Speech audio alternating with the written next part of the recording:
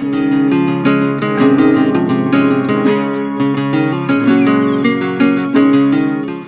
welcome to Paddle Hike. Today is a different video. We're going to talk about mostly electronic.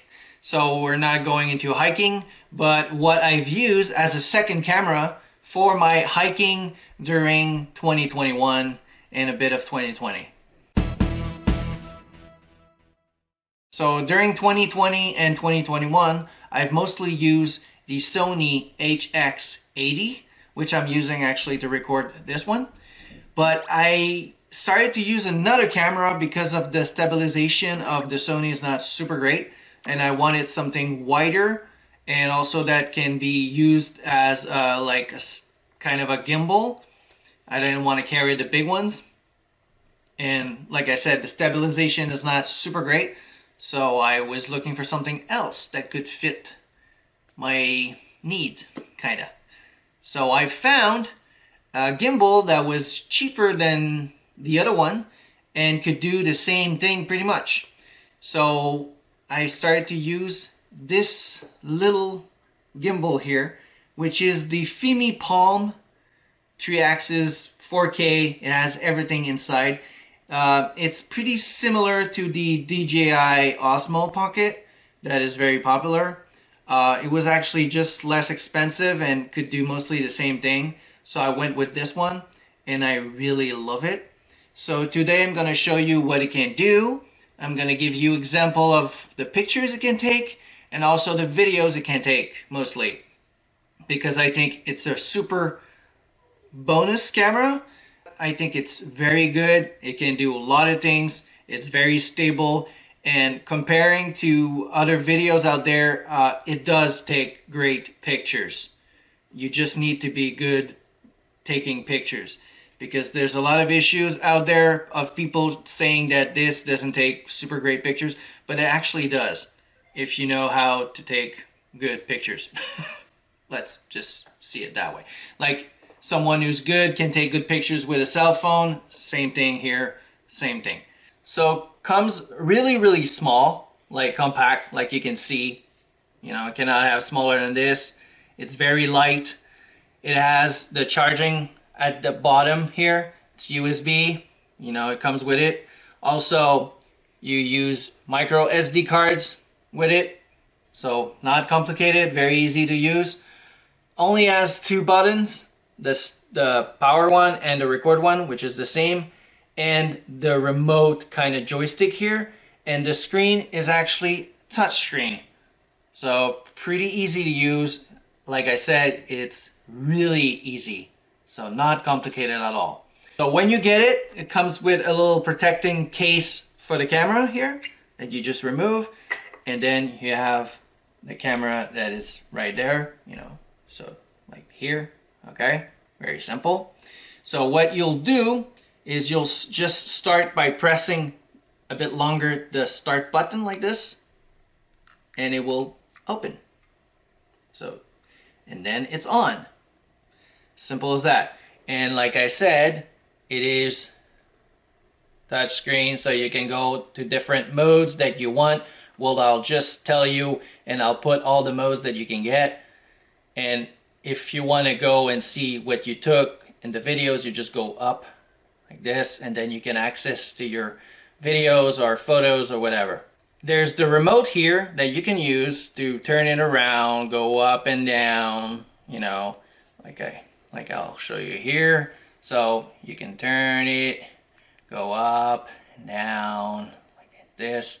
You know, you don't have to use it. Most of the time I just go like this, you know, I don't use the remote, but it will be smooth. It will give you like a cinematic kind of viewing and footage, so it's pretty cool. Also, the only thing that this button will also do except record, it's go into selfie mode. So if you press 3 times on it, like 1, 2, 3, it will turn around and go into selfie mode.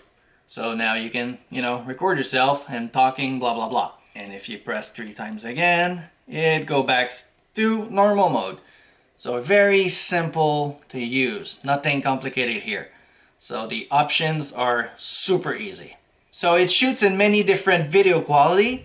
So it can shoot in 4K 30 and 24. It can shoot in 2.7K in 60, 48, 30, and 24. And it can shoot in 1080p in 60, 48, 30, 30 large, and 24. In the picture quality, you can get fine and super fine.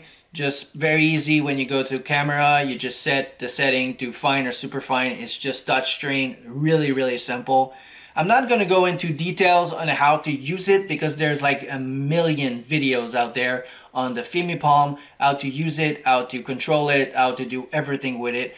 But it's really simple. With the picture quality options, you'll get different modes. You can get long exposure. Yes, you can have long exposure with different timing. You have also timing shots and night shots that you can get. So while using the touchscreen, after getting the videos and the photos, you'll reach panorama with different options that you can take depending what you want to use it for.